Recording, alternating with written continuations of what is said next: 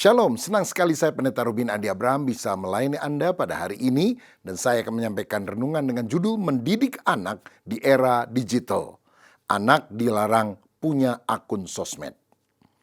Saudara-saudara, Amsal 22 ayat yang ke-6, di sana firman Tuhan berkata, "Didiklah orang muda menurut jalan yang patut baginya.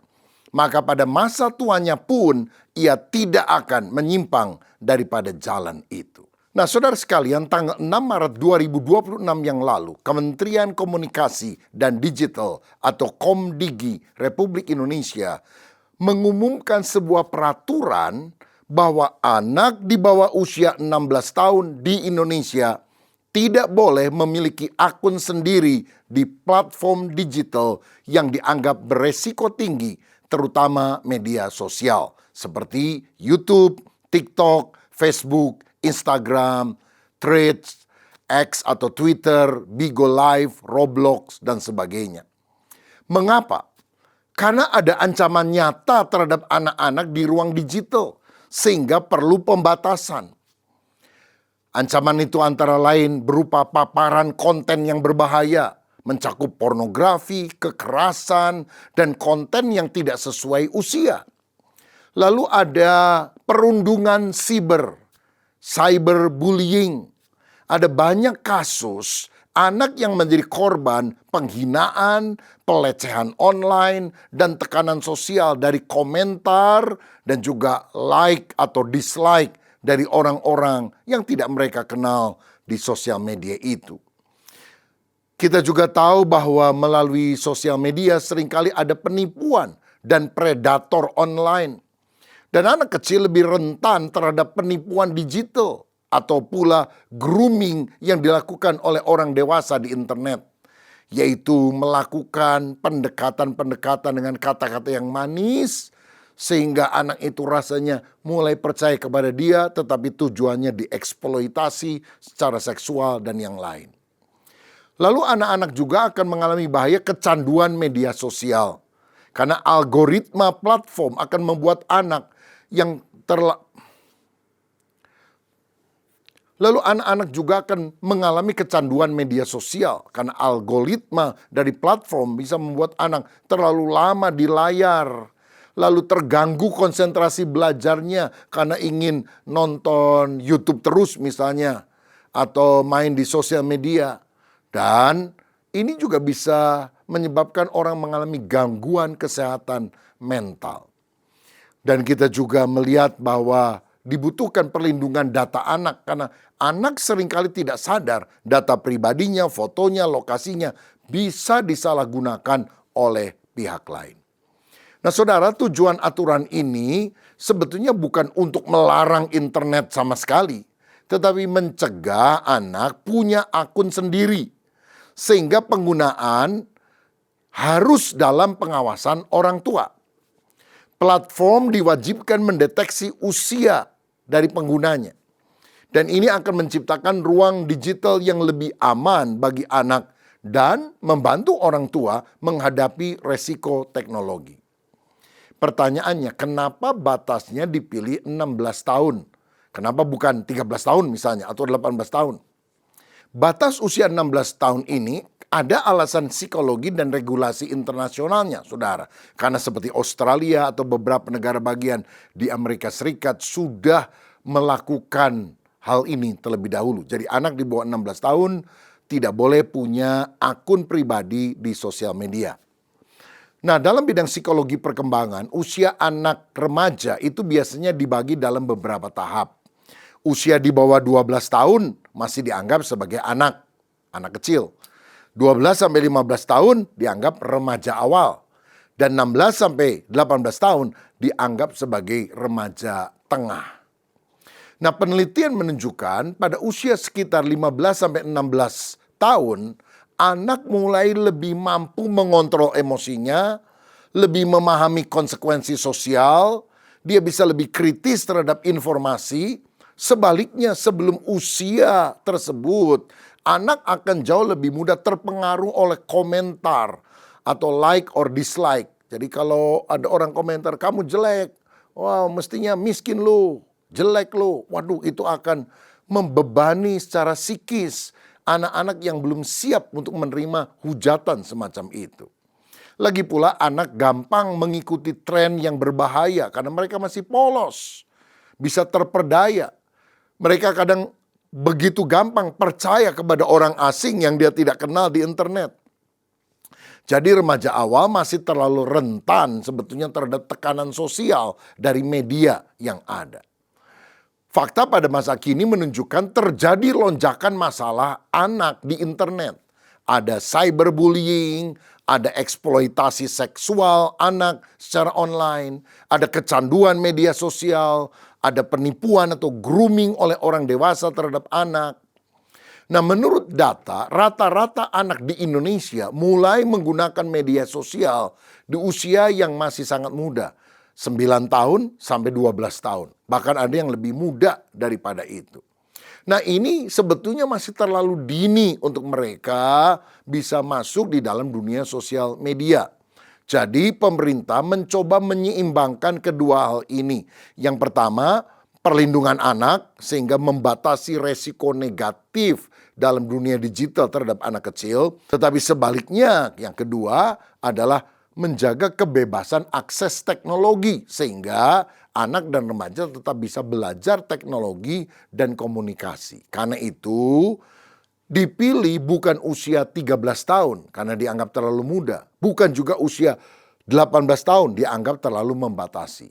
Maka di Indonesia dipilih usia 16 tahun sebagai usia kompromi. Jadi setelah 16 tahun ke atas boleh punya akun pribadi di sosial media, tapi di bawah 16 tahun masih belum diperbolehkan.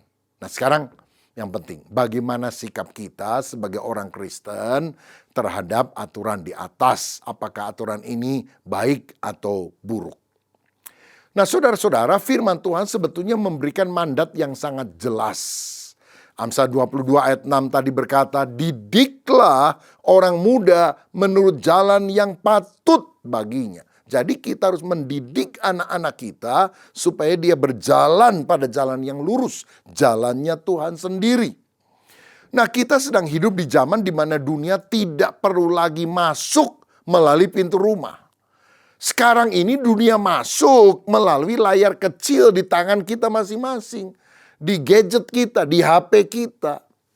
Anak-anak kita sekarang belajar dari internet, bergaul di internet, bahkan mencari identitas diri pun di internet. Pertanyaannya pada hari ini, siapa yang sedang mendidik anak-anak kita? Apakah kita sebagai orang tuanya ataukah dunia digital? Nah saya ingat satu cerita. Satu hari ada seorang bapak pulang lebih cepat dari kantor sebab dia ingin makan malam bersama dengan keluarganya. Waktu dia masuk rumah, dia melihat satu keadaan yang membuat dia terdiam. Karena apa? Anak yang pertama duduk di sofa menatap ponselnya. Lalu anak kedua sedang bermain di kamarnya dengan headset. Dia main game online. Sedangkan istrinya dia lihat di meja makan sambil menonton video pendek. Tidak ada pertengkaran, tidak ada keributan. Tapi rumah itu sunyi. Akhirnya si bapak berkata, rumahku penuh orang. Tapi terasa kosong.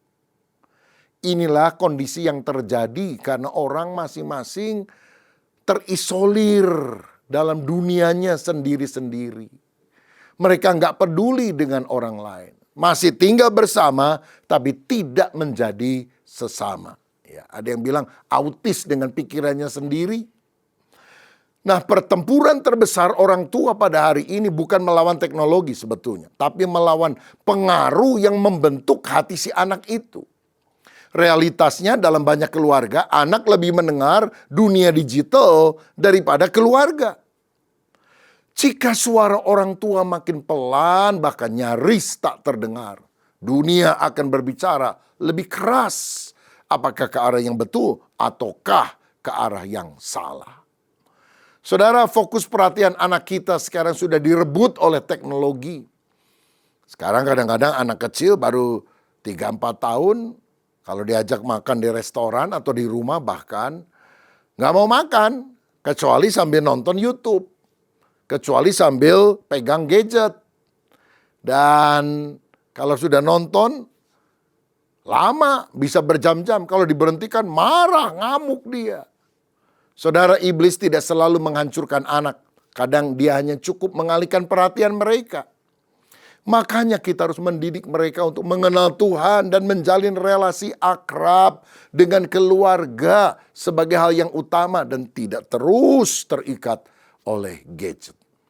Nah, sekarang kita akan lihat beberapa kebenaran. Yang pertama, mengenal nilai anak. Dalam Mazmur 127 ayat 3 dikatakan, sesungguhnya anak-anak lelaki adalah milik pusaka dari Tuhan. Alkitab menyebut anak sebagai pusaka. Pusaka berarti sesuatu yang berharga, yang dipercayakan Tuhan kepada kita untuk dijaga. Anak bukan hanya hasil biologis orang tua belaka.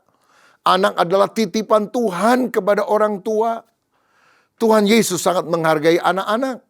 Dalam Matius 18 ayat 3 misalnya, Yesus berkata, sesungguhnya jika kamu tidak bertobat dan menjadi seperti anak kecil ini, kamu tidak akan masuk ke dalam kerajaan sorga. Di ayat 6 Yesus melanjutkan, tetapi barang siapa menyesatkan salah satu dari anak-anak kecil ini yang percaya kepadaku, lebih baik baginya jika sebuah batu kilangan diikatkan pada lehernya, lalu ia ditenggelamkan ke dalam laut. Ini menunjukkan betapa berharganya nilai seorang anak di hadapan Tuhan. Dan lebih baik orang yang menyesatkan anak kecil itu ditenggelamkan ke dasar laut. Saudara, di sosial media banyak penyesatan terjadi. Jadi anak-anak kadang belum bisa membedakan mana yang benar, mana yang salah. Mana yang asli, mana yang palsu. Kalau dicekoki terus, mereka tidak bisa membedakan yang realistis dengan sesuatu yang sebetulnya tidak pernah ada. Saudara, masalah zaman ini adalah kesibukan. Banyak orang tua bilang, saya bekerja demi anak, saya cari uang demi masa depan anak. Tapi kadang anak-anak berkata dalam hati, aku tidak membutuhkan uang sebanyak ini. Aku tidak membutuhkan gadget secanggih ini. Aku hanya butuh perhatian dan waktu bersama dengan orang tuaku. Saudara pernah dengar cerita seorang anak kecil satu hari bertanya kepada papanya, Papa, gaji papa itu 1 jam berapa sih? Ngapain kamu anak kecil mau tanya gaji papa per jam lagi? Enggak, pengen tahu aja Pak, berapa sih gaji papa per jam? Ya kira-kira 100.000 rupiah, kata si bapaknya. Anak itu langsung pergi ke kamar dan kembali dengan beberapa lembar uang yang dijumlahkan. Dan dia bilang, Papa ini saya punya uang celengan 100.000.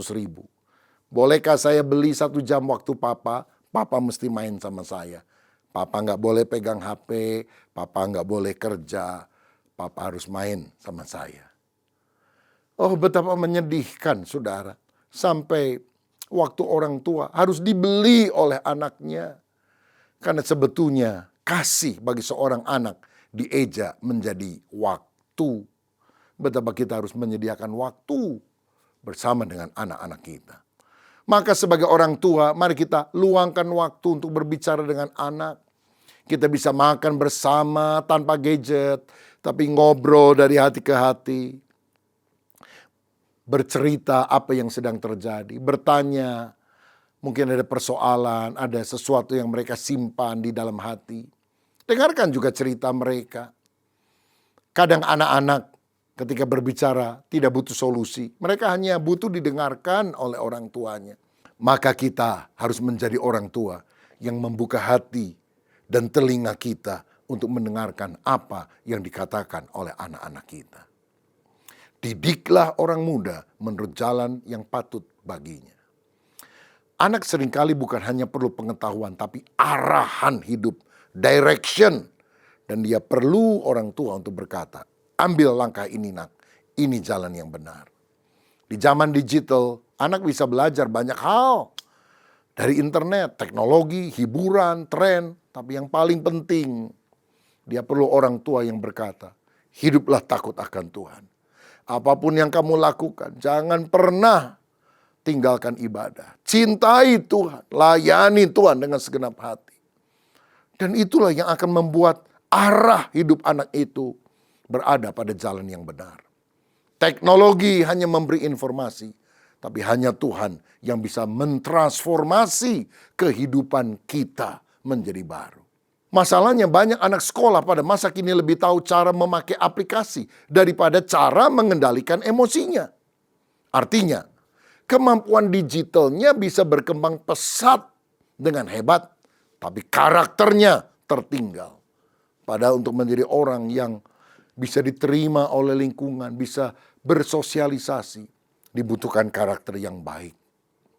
Maka orang tua harus menjadi teladan dalam penggunaan teknologi. Keluarga perlu menjadwalkan waktu-waktu bersama untuk berdoa, untuk sharing firman di rumah. Bahkan gereja perlu mengajarkan literasi digital yang rohani, yang benar kepada generasi muda. Supaya kita sungguh-sungguh memiliki patokan yang benar. Hal yang kedua adalah melindungi anak.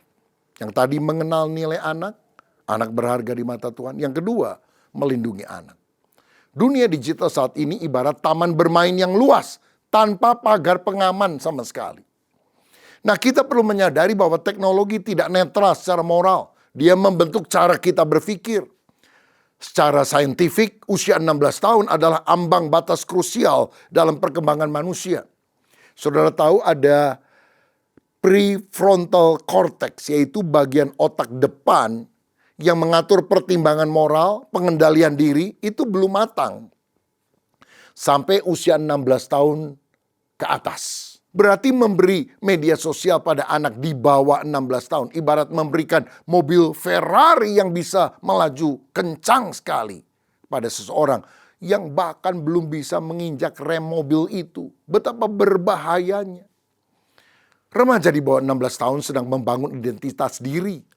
Media sosial memaksa mereka membandingkan kehidupan nyata mereka yang berantakan dengan kehidupan orang lain yang tampaknya sempurna di sosial media. Dan ini memicu depresi dan kecemasan. Oh, kalau orang pasang di sosial media, lagi kumpul keluarga, lagi jalan-jalan di Paris, jalan-jalan di Hawaii. Tetapi kenyataannya tidak seindah fotonya, saudara-saudara. Maka anak-anak seringkali merasa, aduh kenapa ya kok saya ada di rumah saja. Paling jalan-jalan ya ke toko sebelah. Ini teman saya jalan-jalan ke luar negeri. Dan itu bisa memicu depresi, kecemasan, rasa tidak berharga. Sebagai orang percaya, kita melihat pembatasan atau aturan ini bukan sebagai pengekangan, melainkan sebagai bentuk penata layanan, stewardship, pengelolaan hidup yang baik dari orang tua kepada anaknya. Ada beberapa manfaat dari pembatasan usia di bawah 16 tahun. Orang tidak boleh punya akun pribadi di sosmed. Yang pertama, dia akan meningkatkan fokus dan konsentrasi anak pada tugas akademik dan hobi di dunia nyata tanpa gangguan notifikasi yang konstan yang terus-menerus dari HP-nya. Jadi dia bisa mengerjakan tugas sekolah dengan baik, bisa bergaul dengan orang lain. Yang kedua, kualitas tidur pun akan lebih bagus. Karena mengurangi paparan blue light dari layar HP yang sebetulnya sangat berbahaya bagi pertumbuhan fisik dan hormon seorang anak dan remaja. Yang ketiga akan mendorong anak untuk membangun keterampilan sosial.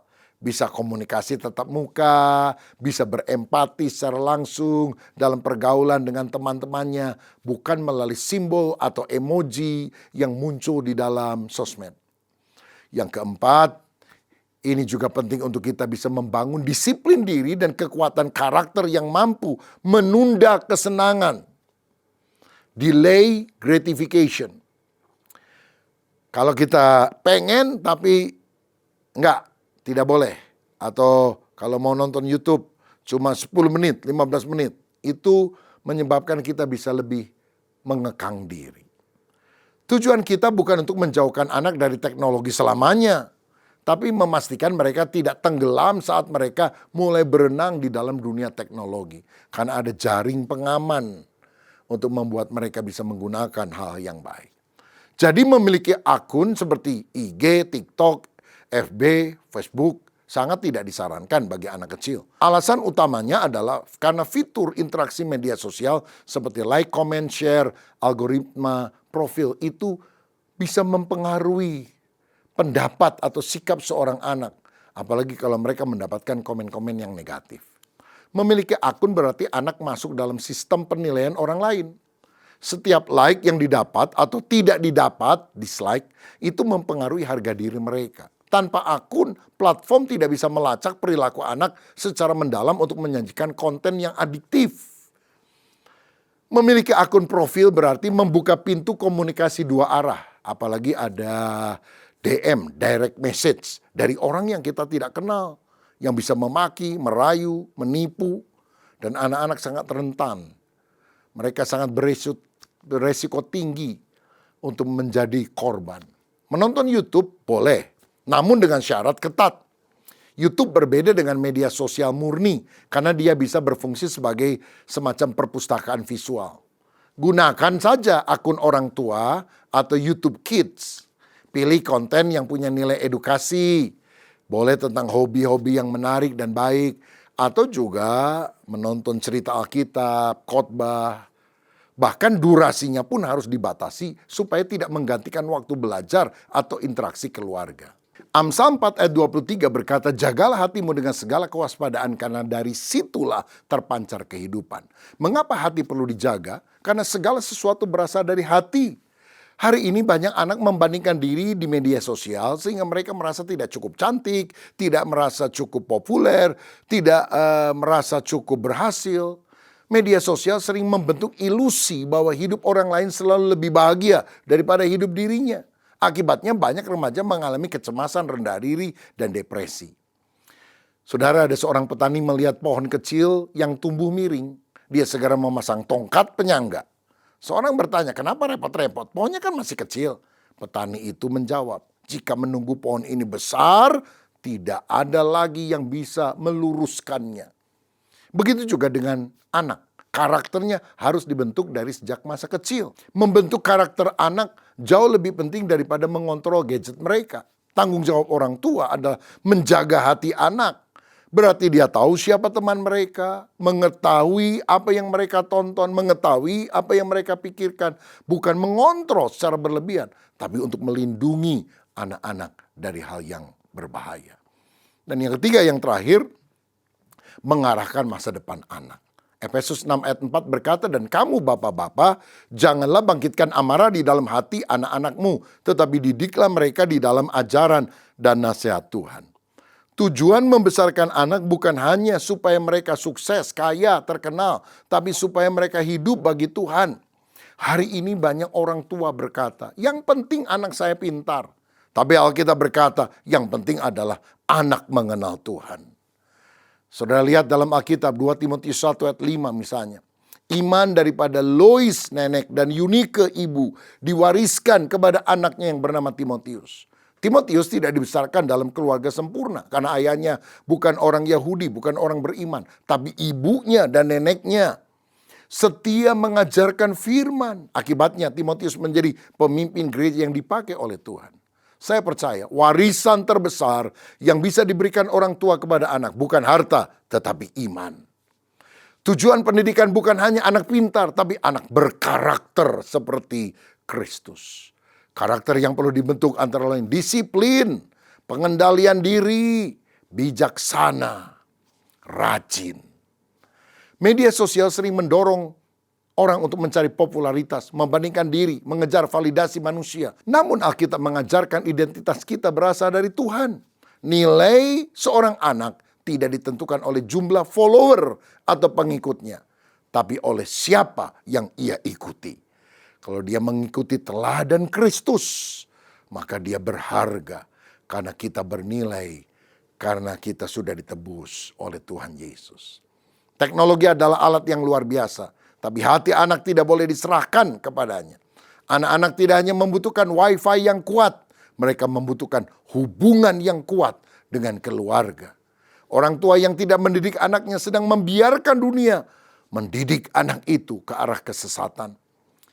Seorang mantan eksekutif teknologi Silicon Valley Amerika pernah berkata, kami merancang aplikasi agar orang tidak bisa berhenti memakainya. Artinya media sosial tidak netral. Dia dirancang untuk merebut perhatian terus-menerus. Jika orang tua tidak menjaga anak, algoritma akan mendidik mereka. Bagaimana cara praktis kita bisa mengajar, mendidik anak-anak kita? Orang tua bisa berdoa bersama anak. Baca Alkitab bersama dengan anak. Bawa anak-anak ke gereja. Biarkan anak-anak berteman dengan anak-anak jemaat yang lain. Orang tua harus menjadi teladan hidup Kristen yang saleh. Anak mungkin tidak selalu mendengar apa yang kita katakan, tapi mereka selalu melihat apa yang kita lakukan dalam kehidupan. Sebagai penutup, saudara, suatu hari anak-anak kita akan meninggalkan rumah, membangun keluarga sendiri, menghadapi dunia yang penuh tantangan. Pada hari itu yang akan menolong mereka bukan jumlah followers, teknologi, popularitas. Yang akan menolong mereka adalah iman yang tertanam dalam hati mereka. Dunia digital membentuk kebiasaan anak, tapi firman Tuhan membentuk masa depan mereka.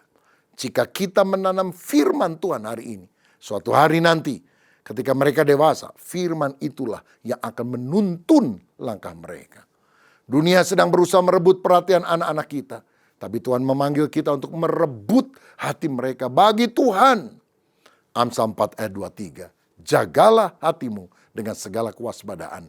Karena dari situlah terpancar kehidupan. Media sosial adalah pintu masuk bagi ribuan suara dunia setiap harinya. Membatasi usia berarti membantu anak memasang filter pada hati mereka sebelum mereka cukup kuat untuk menyaring mana yang benar, yang mulia, yang adil, yang sedap didengar, yang patut dipuji. Saudara, ada tahapan pertumbuhan seorang anak. Memaksakan anak masuk ke dalam dunia dewasa digital sebelum waktunya adalah pelanggaran terhadap proses pertumbuhan alami yang Tuhan rancang. 1 Korintus 10 ayat 23 berkata, segala sesuatu halal bagiku, tapi tidak semuanya berguna. Menggunakan YouTube bukan berarti otomatis berdosa. Tapi pertanyaannya adalah, apakah itu membangun kerohanianmu pada saat ini? Di bawah usia 16 tahun, hati anak sedang lembut seperti tanah liat. Membiarkan mereka memiliki akun media sosial mandiri, ibarat membiarkan ribuan orang asing ikut membentuk tanah liat mereka. Kita ingin anak belajar bahwa waktu adalah pemberian Tuhan yang harus dipertanggungjawabkan. Bukan untuk dihabiskan dalam scrolling tanpa akhir. Membangun karakter di dunia nyata sangat penting. Agar satu hari mereka siap menggunakan media sosial dengan bijaksana pada saat waktunya tiba. Saudara, tantangan pada akhir zaman begitu besar. Termasuk di dalam cara kita mendidik anak. Karena tantangan teknologi media sosial sangat luar biasa. Tapi biar kita diberi hikmat oleh Tuhan. Tidak abai, cuek, gak peduli. Malah kalau sibuk kita kasih aja media sosial. Sehingga anak diracuni oleh hal-hal yang tidak baik. Tapi biar kita menjadi orang tua yang bertanggung jawab. Yang mengajak anak-anak kita berbicara. Dan mengajarkan mereka hidup takut akan Tuhan. Siapa yang hari ini mau berkata, aku mau lebih memperhatikan anakku, cucuku, pendidikan mereka. Untuk kemuliaan nama Tuhan, untuk jalan yang benar. Mari kita berdoa.